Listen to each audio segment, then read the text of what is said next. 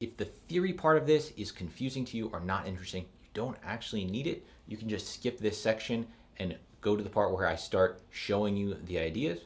But for those of you where this theory is interesting, I'm going to explain a little bit of it, and I'll reference a longer video down in the link that you can watch right after this. So we had the G major triad. Now we're thinking of this G major as being played over a G7 chord. G7 chord has G, B, D, F. A lot of times this dominant chord can get played as a G7 flat 9. That's adding an A flat to that sound. And this creates a little bit more tension. If we were going to voice a G7 flat 9 chord, a lot of times the flat 9 will replace the root.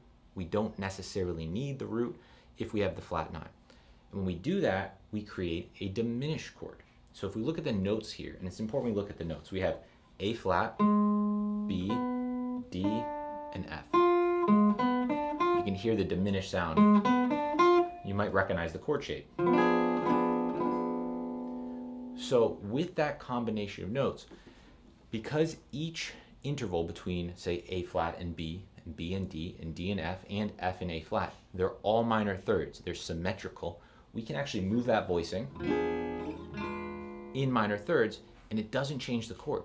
We still get the same notes because we have minor thirds built into the chord structure, and we move in minor thirds, we just get a reordering of notes, but not any new notes. What this means for us, though, is that if we have some idea that we want to play over G7 or G7 flat 9, we can also move that in minor thirds.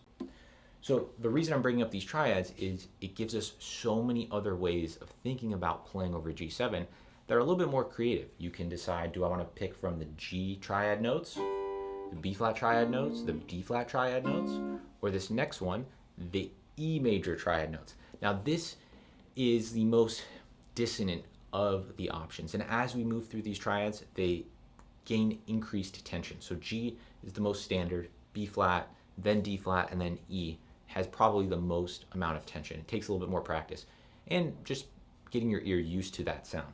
So let's take a look at an example for E major triad.